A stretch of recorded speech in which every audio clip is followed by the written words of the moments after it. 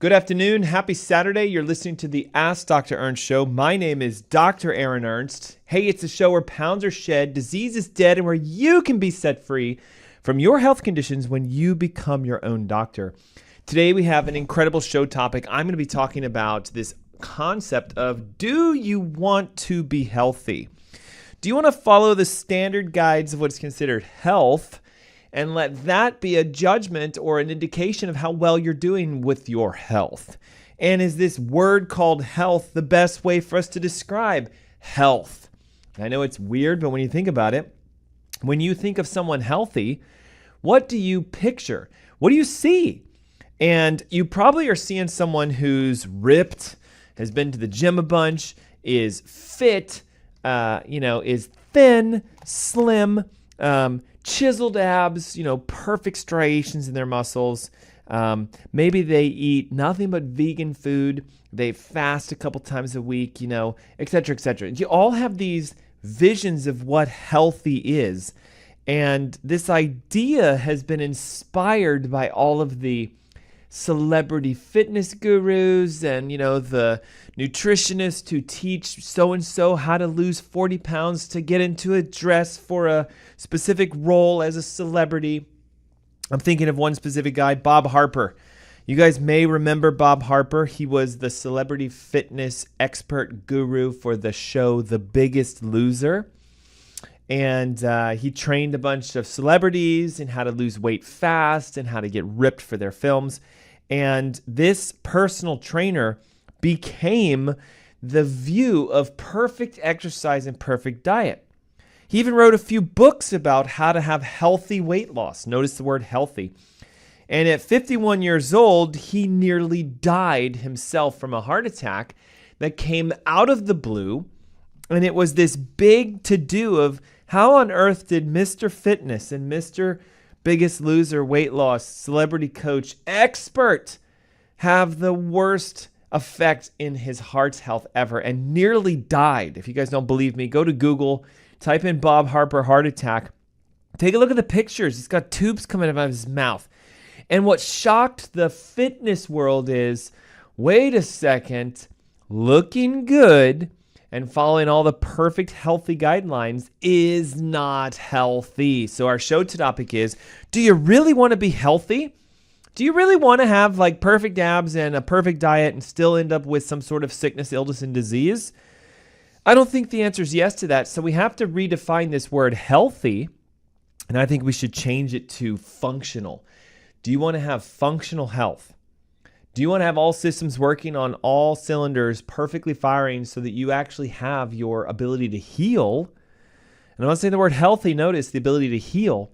And if that's you, pay attention today. We got all kinds of stuff happening for you guys today. One, Izar Wellness Spa here in Charlotte has given us 2 additional gift certificates. We gave these away a couple weeks ago. It's the Izar Wellness Institute based here in Charlotte. $100 direct you can use in their med spa.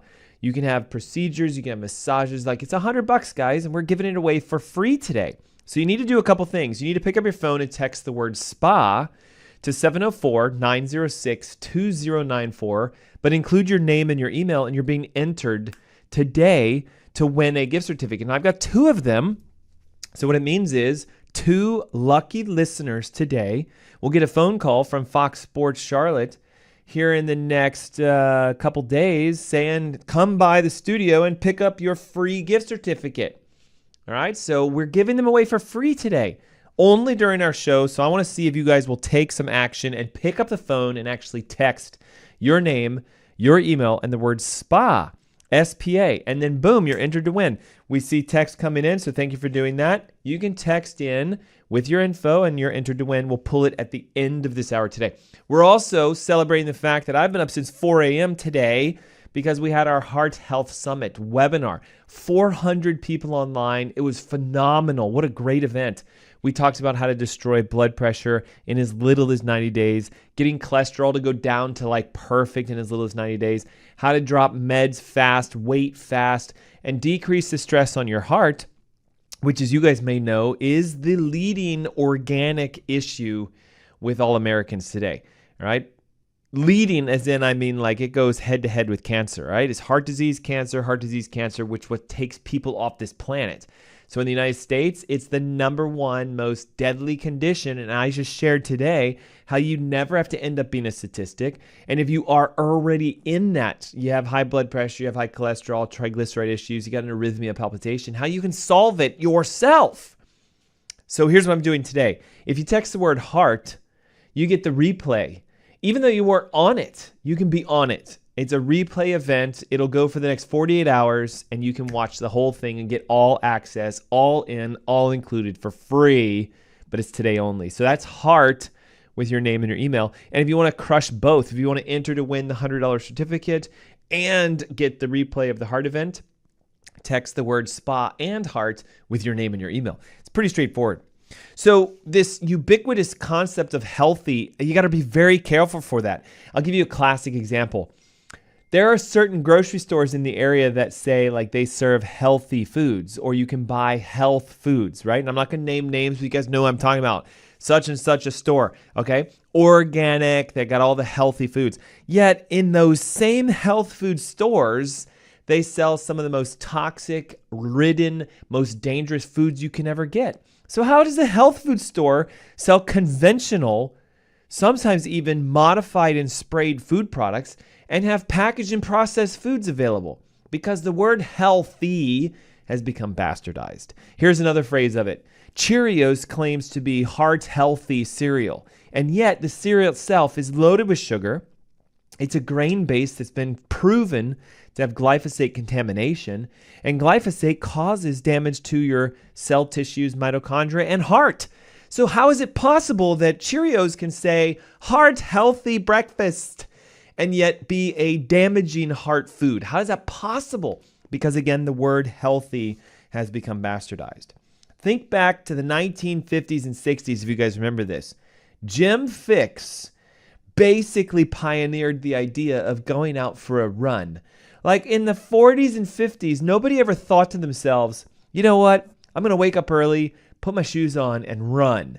Okay, this concept of running for exercise really only began somewhere about the mid-60s. 1967, Fixx smoked 2 packs of cigarettes a day, weighed 214 pounds, and he had this idea that I got to change my life.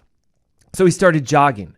Well, a decade later, he quit smoking and he was down to 160 pounds. And he wrote the book called The Complete Book on Running. It was a best-selling title for years. 7 years into this, started running. He became a fitness-related expert. Like the guy basically pioneered what you guys do for weekend hobby running. And here he goes and he dies of a heart attack. Now, a lot of people will say, well, it's because he smoked for all those years. But there's actually research showing you can undo the damage of cigarette smoking if you just simply stop smoking for a period of time. 7 years later, the body has the ability to regenerate tissue, regrow the lungs.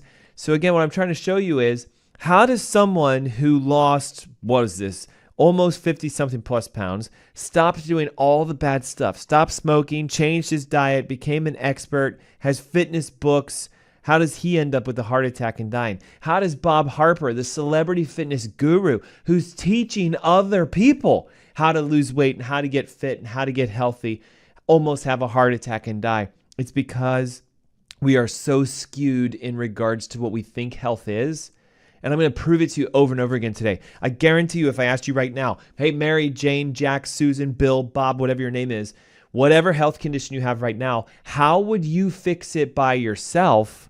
What would be the first thing you would do? The second thing you would do? Guess what every single human being on the planet tells me? Well, I would change my diet and I would start exercising. That's the lie right there, guys. We think to be healthy, you need to exercise and eat better. Now, is that part of health? Yes. But does it define the word healthy? Is there such a thing as a heart healthy diet? No. Is there such thing as healthy exercise? No, because healthy is a ubiquitous term that could be in anything. I could have healthy finances. I could have a healthy relationship. I could have healthy, whatever. So the idea is this. I want you to redefine healthy as functional. Is there a functional diet that can reverse heart disease? Yes. Is there a healthy diet that can reverse heart disease? No, and many of them actually induce heart disease. Is exercising healthy? No. But is it functional? Yes. So I know I'm going to lose some of you. I know some of you are tuning out going, Dr. Aaron has lost his mind. He's telling me exercise is not healthy, and he says diet is not healthy, and the answer is that's true. What happened is we got skewed into this idea of things that bring longevity into our lives. Being thin doesn't equal being healthy. I know a lot of people who have real thin caskets because they died of some sort of a disease or whatever, and they were super thin. And I'm sure you guys know these people like, wow, why did so-and-so have that massive health effect? They looked good. They ate well. They were thin. Thin doesn't equal healthy. According to the Australian Institute of Health and Welfare, 63% of Australians are overweight or obese. Now, in the United States, it's even higher than that, 75 to 80%. But it's really hard to estimate if you have a healthy weight, do you live longer than those people that are overweight? So the challenge is this. The significant health issues that we often see related to being overweight also can affect those who are of normal weight or underweight. How we judge someone's health is usually off the wrong numbers. You really have to look at how tall are you and how much should you weigh according to functional indexes. I'll give you an example. If you have a BMI that's higher than 25, medically that's considered overweight. But if you're over 30, it's considered obese. But it's all based upon just a simple equation of how tall are you and how much do you weigh. So what if I took someone who was 5% body fat, 95% muscle, 6 foot, and weighs 200 pounds because they're a solid rock? Well, according to a BMI, they're obese. So you have to be really careful about what you use as a judgment of your health. We know this thing called BMI is a skewed old system that just gives you a slight reference as to your overall health. Can you be high on a BMI and have functional health? Yes. Can you be low on a BMI and have functional health? Yes. Can you be low on a BMI and be sick? Yes. Can you be high on a BMI and be sick? Yes. So there goes BMI out the door. What's a better way of judging global health by your weight? Look at your metrics. Okay, I'll give you an example. I'm currently 6 feet, and I'm going to stay that way hopefully forever. And you should also grow a little bit as you get older. The discs in your back are actually supposed to thicken as you age, not thin. So I might get a millimeter or two in height as 5, 10, 15 years go down the line. Now watch this. At 6 foot, if I weigh 180 pounds, it's a decent weight, but it doesn't tell me anything about the health or the function of my weight. So what if that 180 pounds is 40 pounds of fat and 25 pounds of muscle? You guys see where I'm going with this? You have to look individually at your metrics. So what we know is percentages of your total distribution, way more important. And I'm going to give you some analogies here so you can get an idea. We want body water percentages to be north of 50%. So if you weigh 200 pounds, you better have 100 pounds of water in your body. We want body fat percentage to be varying based on male and female, somewhere in the range of 15 to 25%. So again, if I weigh 200 pounds or 100 pounds, I need a certain specific dollar amount, if you will. I need a specific number. So for you to hop on a scale and say, oh, I'm 200 pounds, I'm overweight, be careful. That's the old BMI mentality. There are plenty of thin people who die early of heart disease and diabetes because they were too high on body fat percents, too low on body waters, too off on percentage of muscles, etc. Okay, so in an ideal world, stop looking at your total number of weight and going, I'm healthy, I'm good, my BMI is on track. Instead, we need to know what are the composition numbers. How much water are you by volume? If you're less than 50%, that's severe cellular chronic dehydration. That is unhealthy. If you're north of 30% by volume fat, that's unhealthy. If you're in the 40% range, it's an extremely unhealthy. If you're 50% or greater, very unhealthy. So again, at 6 foot, 180 pounds, if I'm 90 pounds of fat, big problem. But if I'm only 10 or 15% pounds fat, then not a big deal. So we need to look at different relationships of what your weight is, okay? Too many people say, I've got healthy weight. I'm going to challenge you on that. I want metrics. That weight that you just gave me, what percent is muscle, what percent is fat, what percent is water. Then we're looking at functional capacity to determine, are you actually healing and functional, or are you sick but thin, or healthy but overweight? If you're overweight, does a healthy lifestyle matter? Well, we know for a fact that there's things connected to being obese. Heart disease, diabetes, cancer. But the sad reality is you can be of good weight and still be obese because it's by percentage of fat. Let me give you an analogy. You guys like analogies. You go to the grocery store and you walk up to the butcher and you buy a piece of meat, like say ground beef or a steak, they're going to list for you the percentage of leanness, 85%, for example. Well, what it means is 85% of the volume of that pound. So you buy 1 pound. Well, 85% of that is protein. And the remainder of it is fat. So you can do the math. That's a high fat item. You're looking at a piece of beef here that's running roughly at about 15% fat.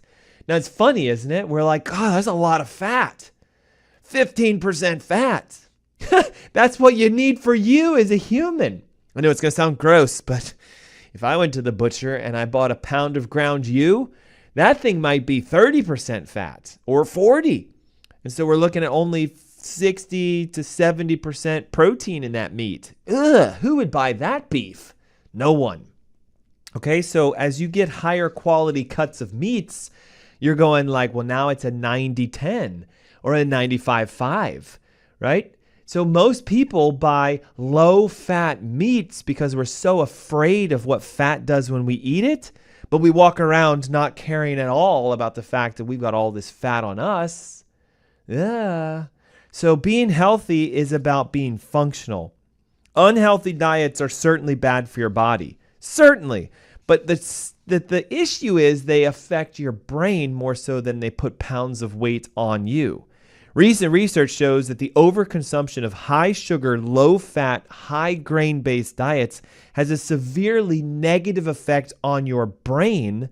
And studies have shown that people that have too much body fat BMI indexes and percentages tend to have impairments with cognition, difficulty recalling memories. They even have sometimes forgetting things that was just said and or done. This sort of short-term memory loss. The relationship between your brain and your body is something that's very unique in that your diet actually affects your brain first, then it affects your body. There was a study done at Oxford University where they took healthy adults and they had them go through a high-fat, 75% of their dietary intake was fat for 5 days, and they showed improvements in focus, memory, attention, and cognition. Now, that would be an unhealthy diet, according to Standard American. Yet, they followed the unhealthy diets and they got a massive boost in their health. Whereas, listen to this, people who follow the Standard American healthy diet, this was done at Marquis University, low-fat, high-sugar breakfast for just 4 days resulted in memory loss, memory difficulties, deficits, and they observed this in typically people that were already overweight.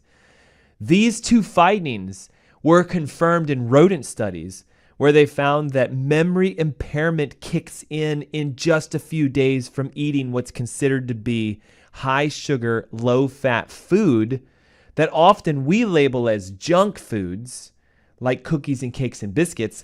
But when you look at healthy foods, the percentages of proteins and fats and carbs were the same. So they had Hostess Twinkie cakes, oatmeal cream pies, and all this junk, and they fed it to rodents, and they saw memory impairments. Well, they said, okay, well, what's the fat, protein, carbohydrate relationships? super high fat, super high carbohydrate, and almost no protein, fats present, but nowhere near as the amount of sugar. So a low fat, low protein, high sugar diet, American diet. And then they said, well, all the healthy foods have the same relationships. It's a high sugar, low protein, low fat diet. So it'd be the same effect. Most people don't realize that the food they eat that they think is healthy is technically junk food. And this falls in the category of like protein bars, energy shakes, all this health food that you find in health stores are just glorified candy sugar bombs in disguise because they say they have protein in them. Being sick isn't even a reference to your global health. Do you know how many people say, well, Dr. Ernst, I don't have any health conditions diagnostically, so therefore I'm healthy. But see, our healthcare system isn't set up for health. What you should say is, I don't have any diseases, so therefore I am disease-free, but I'm not healthy, because if you wait till something shows up and you're diagnostically sick, you were unhealthy before the diagnosis. So if in 2020 you got diagnosed with diabetes, it wasn't like 2019 you were healthy and all of a sudden diabetes comes knocking at the door and overtakes your life. We know this with cancer, for example. Someone who's diagnosed with cancer today had cancer yesterday, they just didn't know it. Had cancer a month before, they certainly didn't know it. And listen to this, had cancer the year before, 2 years, 3 years, and even 5 years before without knowing it. And 5 years before their original diagnosis, their medical doctors probably gave them clean bills of health. Your labs look good. You're not complaining of anything. You are healthy. So be really, really careful about this word healthy. Not being sick does not equal health. Our healthcare system is not set up for healthcare. It is entirely established to treat and take care of disease. We live in a disease care model. The things that you do now that could save your life 10 years in the future are not even brought up until the diagnosis clicks in. Nobody goes to their MD and says, what do I do now to not get a heart attack? Because everyone in my family has that. And the doctor goes like this, well, you need to change your diet and lose weight. See, that's their version of health. There are studies that show that skinny people who eat vegan foods still get heart attacks at actually a higher rate than those that eat meat and eat fat. So be careful. If you really want the answer of how do we build our health for the long term, we have to redefine the word health. It is not the absence of disease. It is not the absence of pain. It is not the absence of taking a medication. It's actually a ubiquitous term that means nothing in reference to your actual health because we use this word in everything. Healthy finances, that's different than healthy heart function. A healthy relationship, a healthy marriage, a healthy connection with God, a healthy view on life. The word has become so watered down that I'd like to propose you that we change it to functional. Because now we're getting somewhere. We can do measurements, we can do objective goals, we can have improvements over time, and we can score things. Listen, I know it's going to sound strange, but in my clinic, we have a urine test that shows us the percentage of functional healing. So if someone comes into our clinic and has a condition, diagnostic, we already know they're not healthy. Because if you were functionally healthy, A, you wouldn't have your condition. B, you would know what to do to prevent yourself from ever having it. And C, you'd be teaching other people how to achieve that same thing because functional health is attractive and addictive. If you don't believe me, guess how many people ask our patients, hey, how did you do what you just did? How did you lose 40 pounds without ever going to the gym and changing diets horrifically? You ate good foods? Look at these recipes. These things look amazing. So you got to eat all this food? Yep. Did they ever tell you you can't, eat until you're full? No. I got to eat as much as I want. Okay, did you ever go to the gym and spend hours on the treadmills? No. I became a functionally working, healthy individual. and my body took care of itself. This is what's called functional health, guys. Stop letting symptomatology tell you if you're healthy or not, because you're one heart attack away from, well, I woke up today feeling fine. I woke up the next day feeling fine. I woke up the next day with a heart attack or whatever.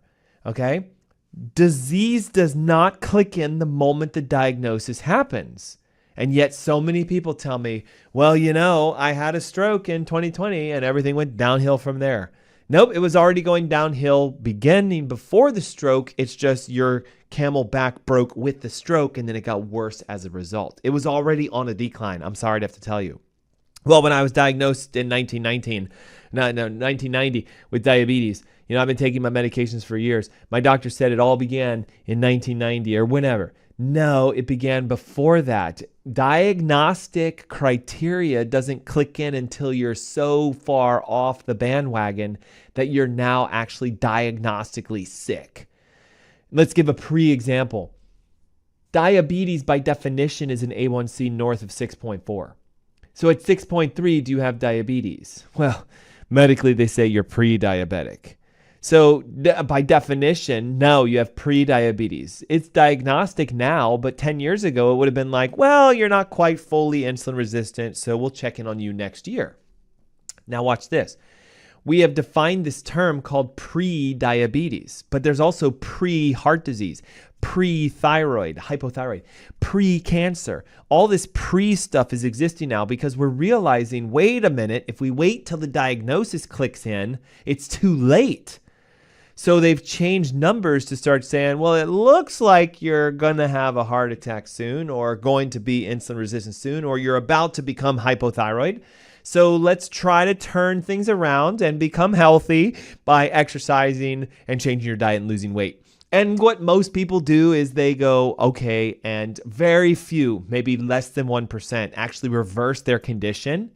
Most people stay a pre-diabetic for long periods of time, or it doesn't do anything and they become diagnostic. Just because you don't have a label on your forehead and you're swallowing a pill, that doesn't mean you're healthy. Because you could be in that pre-zone without even knowing it. Now here's the challenge. Even healthy zones are skewed because all lab values are based off the fact that we want to diagnose people with drugs and give them prescriptions. Let's use cholesterol as a classic analogy of this. Years and years and years and years ago, you wouldn't be given a statin at all because they didn't exist. So as soon as statins became a product and we went, wow, we have this drug that lowers cholesterol and we'll just call it a statin.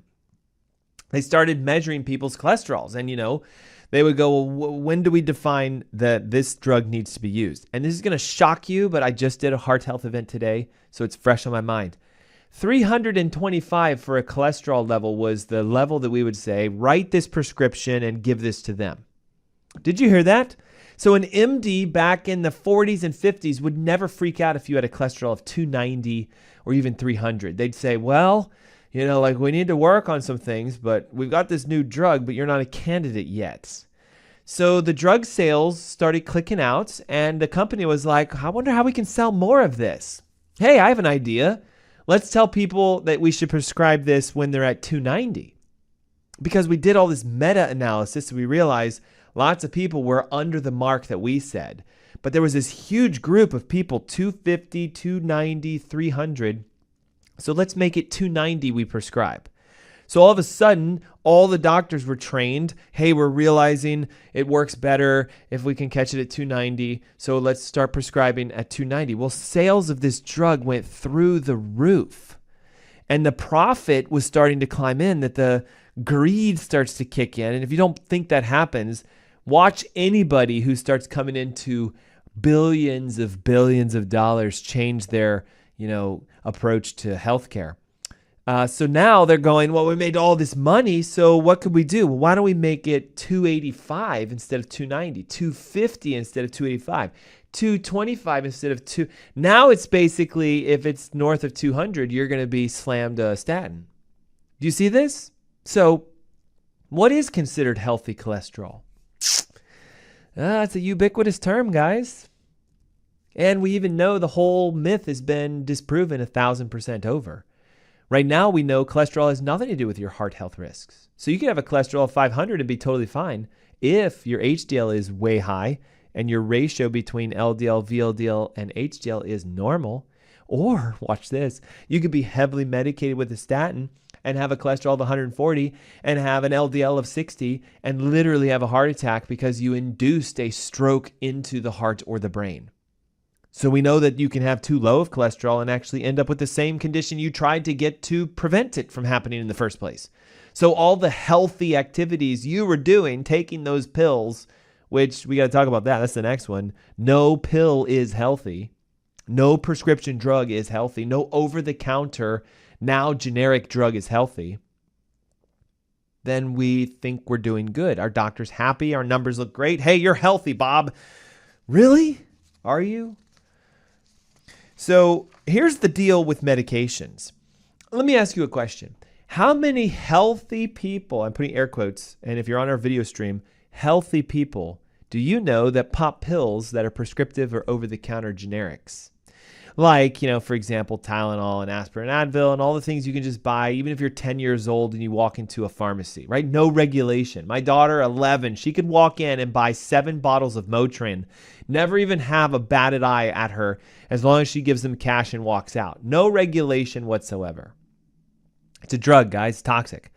Okay, aspirin, Advil, Motrin, Tylenol, these things kill hundreds of thousands of people combined per year. If you don't believe me, Tylenol does between 10 to 16,000 deaths a year in the United States. That stuff should not be allowed to be sold over the counter in pharmaceutical, stores. I just lost the name of it, right? A pharmacy, right? You can't sell them in pharmacies, is my opinion. But why are they sold in pharmacies? Because they make gobs over fists of money. Because you think, oh, I got this headache and back pain, and if I get my pain away, I'm good, I'm healthy. So pop said pill and pain goes away. I'm healthy now. No, you're just masking the underlying problem. It gets even worse with prescription drugs. I've never met a person who says, you know what? I can't wait until I get my first prescription.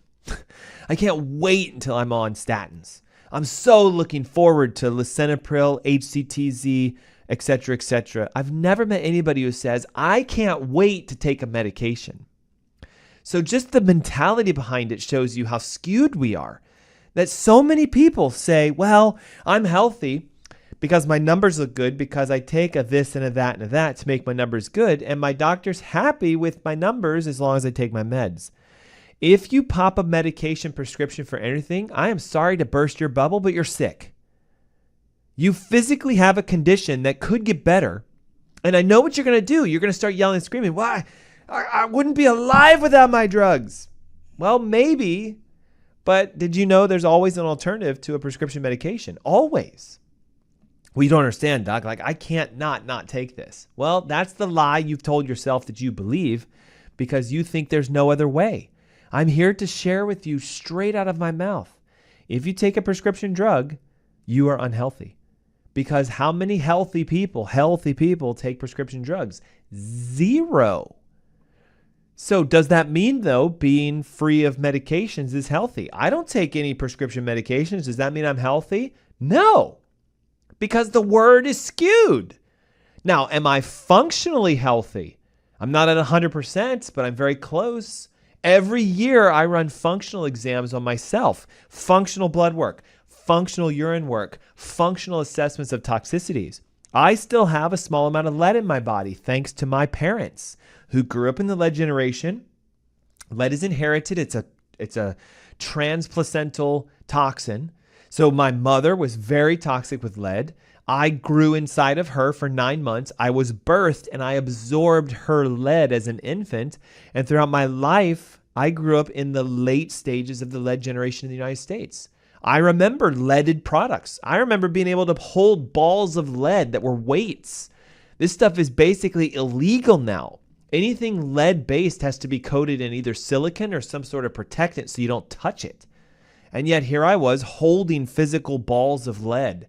I remember playing with mercury when they were found in thermometers, and you'd break them open and roll around on the ground, and we'd pick it up and be like, look at this metal. We'd roll it in our hands.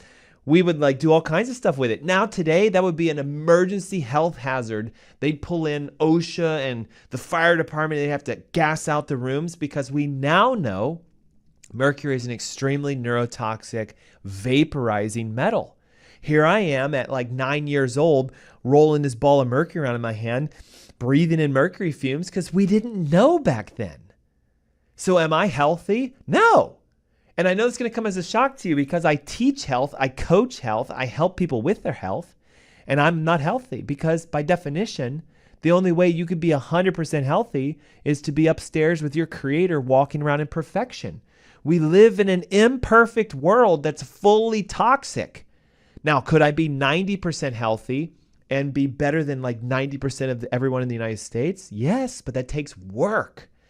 And the first step is renewing your mind daily with the concept that you're just not healthy. Well, Dr. Ernst, you don't understand. For the last 5 years, I've been eating organic. And for the last 5 years, I've been taking my supplements. And for the last 5 years, I've been seeing chiropractors. And for the last 5 years, I've been getting acupuncture. And for the last 5 years, I've been fasting. Good. So 5 years. Yeah, I love it. You're not healthy yet. Well, how do you don't understand. Like, I've done everything. Yeah, keep going. Health is something you constantly work on every single day. And listen, it's ridiculous, but you're going to laugh when I say this. So I went to my dentist yesterday, and I have perfectly healthy, clean teeth. So I'm good. I never have to brush, floss, or do anything. I got a clean bill of health with my teeth. That would be ridiculously insane to think that way. Yet, so many of you do that with what you do for your body health. Well, I've been fasting for 5 years, so I'm healthy. No, for the rest of your life, you're going to have to do that. Because it's about maintaining the improvements you have had functionally. So look, if I get 10% healthier this year, I'm going to have to keep it up and maintain that 10%, shooting for another 2 or 3 or 4% next year, and another 2 or 3 or 4% next year. Functional health is different than just claiming I'm healthy. All of my blood labs say I'm medically perfect, but I am not healthy because they don't test for everything that could be defined as a health event. My medical doctor doesn't test for heavy metals or toxins or pesticides, which is what I currently have a struggle with because I lived for so many years eating crap. I didn't have my wake-up call until I was studying to become a doctor. And even then, in school, I wasn't healthy. I ate foods that today I wouldn't even touch with a 10-foot pole. I never took supplements because I thought that you only did that if you were sick. I never visited a chiropractor. I never had a massage. I just, lived life thinking, well, until you break, you are good. And so many people still today live in that model. Healthy eating is not healthy. Oh, you know what? I've realized I haven't done any call to actions for the Izar Wellness Spa $100 gift certificate, and we've got 22 minutes left, so I need to drop some some truth bombs here. If you want $100 that you can spend in the Izar Wellness Spa here in Charlotte, text your name and your email now with the word spa, and you're entered to win. In 21 minutes, I pull 2 winners out of a digital hat, and we're going to connect with you and say, here's your $100 gift certificate. It's a way that we just like to give back. They gave us these certificates because we did this 2 or 3 weeks ago, and apparently the people that I sent loved it. And they were like, hey, Dr. Ernst, do this again, please. Here's 2 more. So if you want a $100 gift certificate to the Izar Wellness Institute here in Charlotte, 704-906-2094.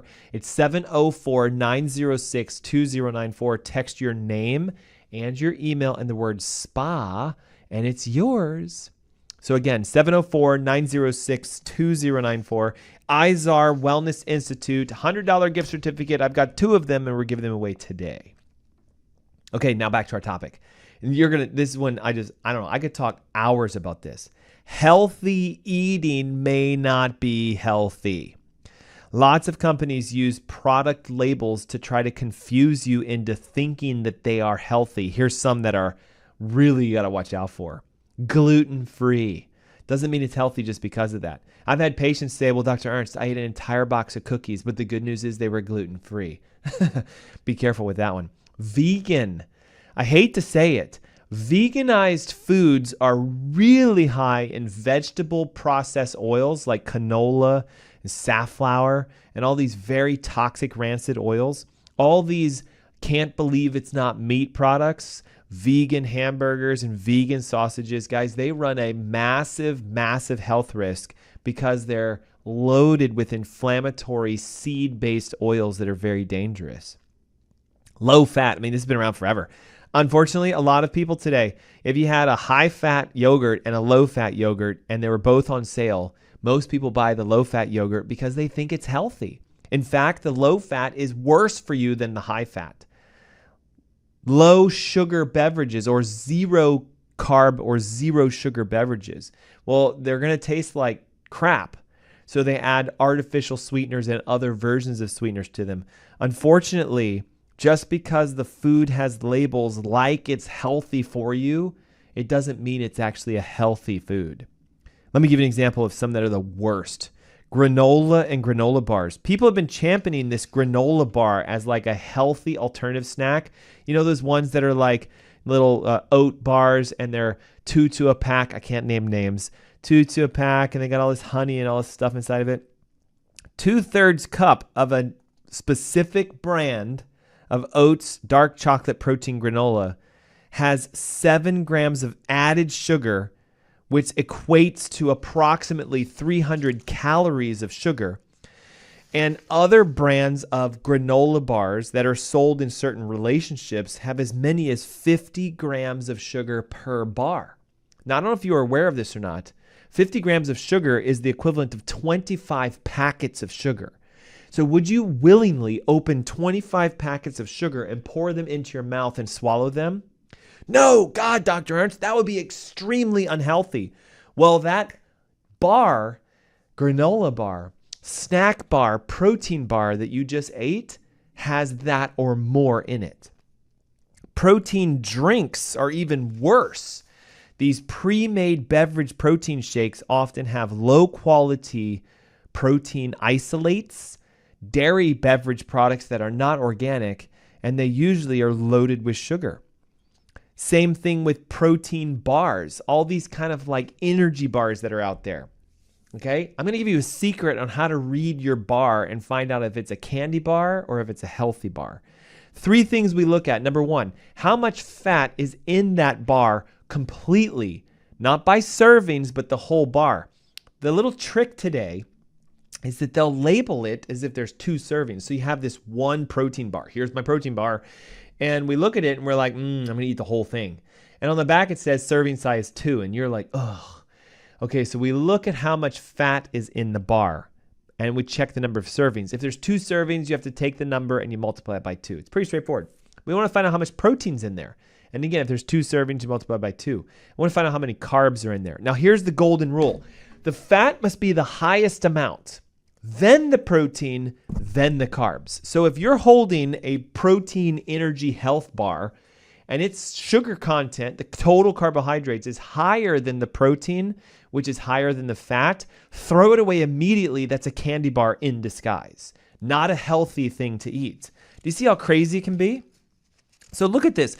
Gluten-free has become this new like, oh, well, thank God it was gluten-free bread or it was gluten-free pasta. So therefore, it's a healthy thing for me to use. Be extremely careful. Gluten is a issue for people that have that condition, but just because a food product is gluten-free does not make it healthy.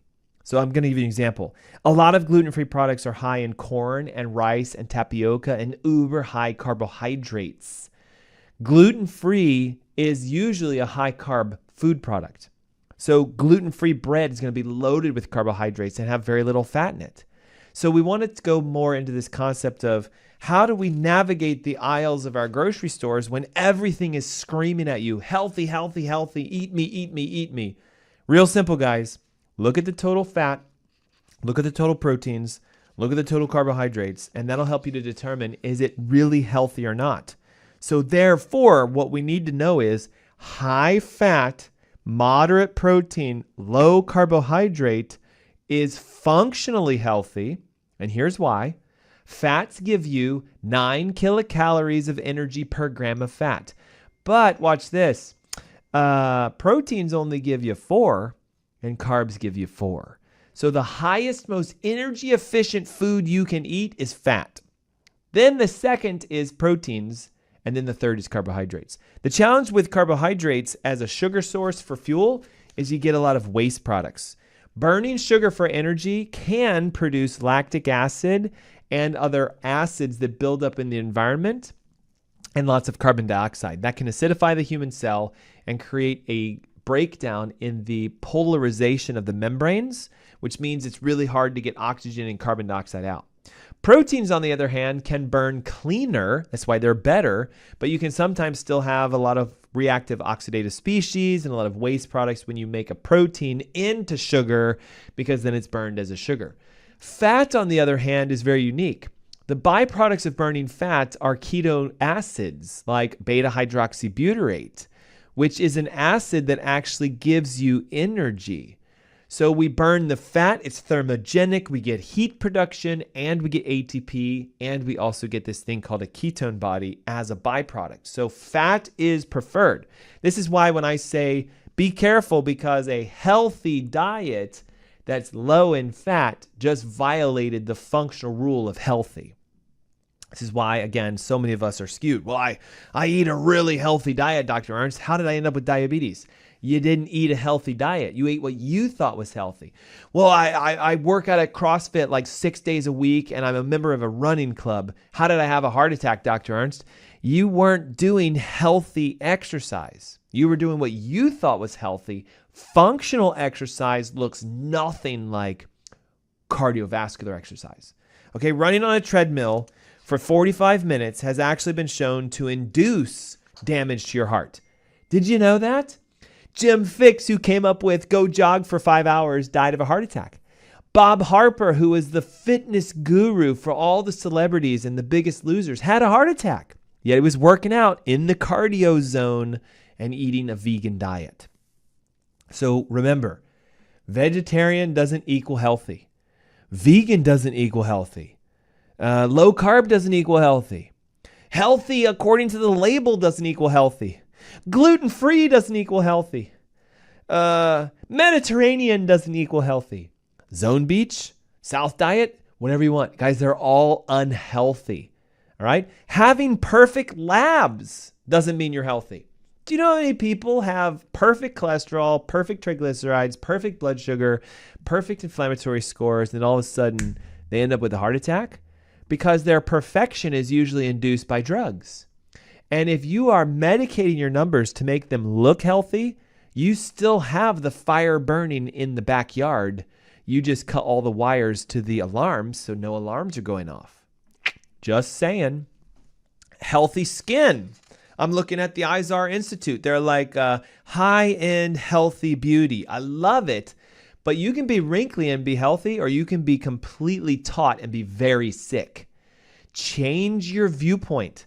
Men's Health Magazine and all the ripped athletes, they're not healthy, guys. What we should get is Men's Functional Healthy Magazine. And all the articles would be on what percentage of fat do you have? How many toxins are inside your blood? What does your current mineralization hair test say? How are you scoring on a functional microbiome profile? How's the healthy bacteria in your gut compared to the disease bacteria? What's the relationships, the percentages? What's your scores? What does your nervous system look like? Do you have vagal nerve compression? How's your thermography? I know it's weird, but healthy, sexy to me would be someone who has no heavy metals. All of their minerals are in the perfect central line, meaning they have a good amount of all mineral balances. Their functional health score is north of 80%. There's no leak to their gut. I could care less what they look like. They could be unhealthy by the world's views, but if all of their functional exams look phenomenal, I'm going to be like, whew, you see that healthy, functional person over there? So a real definition of health, just so you guys know, is not the absence of pain, illness, disease, or infirmity. It's not the absence of you saying, well, I don't take any medications, therefore I'm healthy. The real definition of health is every system in your body working at 100% of its functional capacity all the time. So the major systems, we have neurological. is your brain physically sending signals down your spinal cord with perfection, no interference. This is the model of chiropractic. The reason why so many sick people go to chiropractors and get well is because we don't teach health the way medicine teaches it. We say, wait a minute, the condition you have is a result of a neurological interference in your spine right here. That condition called subluxation is preventing your brain from communicating to your tissues properly. And medically, you've been labeled with X, but functionally, you should have been labeled with that. Subluxation in your spine at a level that controls your effect. If we clear the subluxation, your body will heal by itself, and your diagnosis can, and often does, improve or disappear. So that's major system number one. Well, then you have your digestive system, major system number two. And the reason we call it number two system is because technically it is an extension of your brain. There's this thing called the enteric nerve system. It is how your gut tells your brain what to do. And guys, I could do show upon show upon show of this, but your microbiome, what's called your gut-assisted lymphoid tissue, and the relationship of how leaky your intestine is, defines your health. 80% of your immune system is found in your digestive system. So if you have a squeaky clean gut that's not leaking, not inflamed, and your gut-assisted lymphoid tissue is strong, then we go, now you're getting healthier. You've got a perfectly working nerve system. Your digestive system's on track. And I'm not talking about do you digest foods and eliminate wastes. I'm talking the efficiency of your gut. Then we have a third major system of healing, which is your detoxification pathways. Now, this opens a whole ball of wax because your skin is a detox organ. Your lungs are detox organs. Your kidney's a detox organ. Your colon's a detox organ. Your stomach's a detox organ. Technically, your heart's a detox organ. So are your sinuses, and so is your hair. So we have stuff that comes out of us. And if those detox pathways are unobstructed and freely flowing, now you're healthier of being even healthier.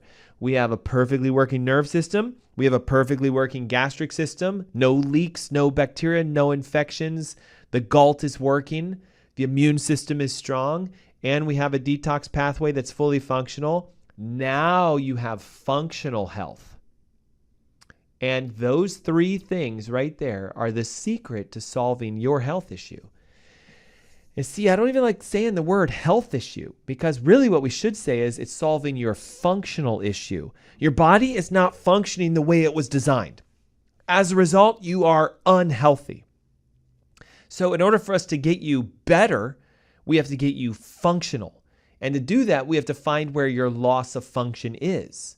Well, Dr. Ernst, my doctor said it's my heart. Okay, well, why? Well, because I'm not taking my medications properly. No. There's people who don't take medications and they have ill-functioning hearts, so it can't be the drugs. Well, they said if I don't take them, I won't have a healthy heart. Yeah, you're listening to the wrong piper for medicine. All right?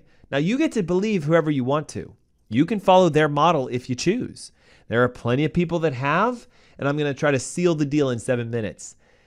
We have more medicine, more doctors, more hospitals, more pharmacies, more drugs, more procedures, and more surgeries than ever before. If that worked as a whole conglomerate, then our health care should be better than ever. We should have the healthiest nation on the planet. We should have more healthy people.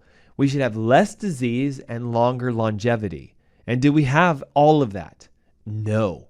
We have more disease. We have more sickness. We have more diagnosis. We have more illness. Are we living longer? Yes. But it's not because we have solved disease issues. It's because we can keep you alive in a sickly state longer. Oh, I know that hurts, doesn't it? Well, they should have died 5 years ago because we didn't have the technology to keep them alive like we do today.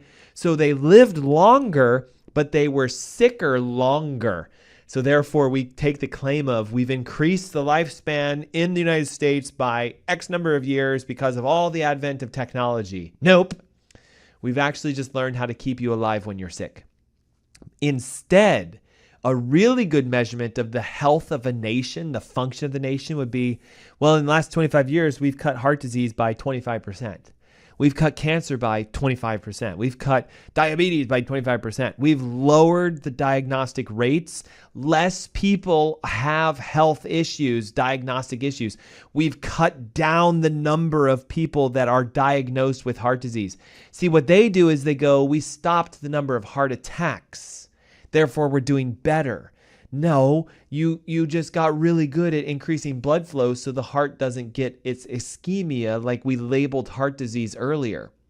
We're so good with tech, we can actually increase blood flow in a second now. So less heart attacks, but people still have more heart disease. Do you guys see it? We have people living longer with cancer. So we say, well, we are solving cancer by keeping you alive past 5 years. Because the original definition was nobody survived 5 years with cancer. Now it's becoming more and more common for you to live past 5 years with cancer still. See, in my world, it would be my cancer was present, I did said treatment, and now my cancer is gone, and it's been 5 years and it didn't come back. I'm now cured. See, unfortunately today, if you get diagnosed with cancer in 2020, and you do all the chemo, the radiation, the procedures, and you're still alive in 2025, they say you're cancer-free because no one lived past 5 years when we came up with a definition of what is a cure. I hope you see where I'm going with this. You can take responsibility for your health, air quotes, by recognizing that there's no such thing as health, and instead it's function. Because look at all the people in the past who were healthy that had the effect and died early or, whatever. So remember, real health is about a mindset. Everything starts in how you think, feel, and act towards what you believe health is. If you've heard the saying, thoughts become things, if you're afraid, you're anxious, depressed, paranoid, pessimistic, then you'll live a fearful, anxious, depressed, paranoid, and pessimistic life. That's true. So the sad reality is if you think health is taking medications, you'll live your life thinking you're healthy, but you can't violate physical law with your thoughts. I'll give you an example. I think I can fly. In fact, I believe I can fly. So I'm going to climb up a 40-story building and jump off the edge and fly. Good luck. Gravity, physical law is going to kick in and now some of you might be like, yeah, but Dr. Ernst, if you have a wingsuit on, you can fly. Well, yeah, I can soar and glide. But by definition, to me, flying is from a stationary position, elevating myself like an airplane and taking off. Like Superman can fly. Okay? If you think you can get away with violating physical law, good luck, because it always catches up with us. So these people who say, well, I'm eating right, I'm exercising right, therefore I'm healthy. If you're doing it functionally, rock on and off you go because you're no longer violating physical law. But if you're doing it with the way you think health is, be careful, because if your thoughts are in conflicted alignment with physical law, you will hit the roadblock that takes you down. Happens all the time. You can be extremely healthy and be toxic and end up with kidney failure or liver failure. You can think you're perfectly good because nothing hurts, but if you have nerve damage that is painless, you're going to have an effect down the line. It'll either affect an organ or all of a sudden something will stop working. Spinal subluxations are a massive concern because they are painless, even if they're related to trauma. The biggest problem becomes when a nerve is blocked or compromised, signals do not reach the destination, and the feedback to the brain is always lack of function. As a result, we see certain levels of your spine correlate to health issues. You could have a subluxation at C6 and C7, which is the two lowest sections of your neck, and end up with a thyroid condition, even though you're pain-free. You can have it in your lower back, L1, L2, L3, and end up with a kidney disease, even though you're pain-free. even though you're a vegan, even though you work out 6 times a week, and even though your doctor says everything looks good on your labs.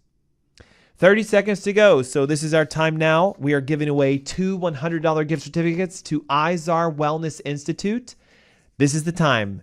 Text the word SPA with your name and your email to 704-906-2094. That's 704-906-2094. I pull these tickets in 15 seconds, so do it right now.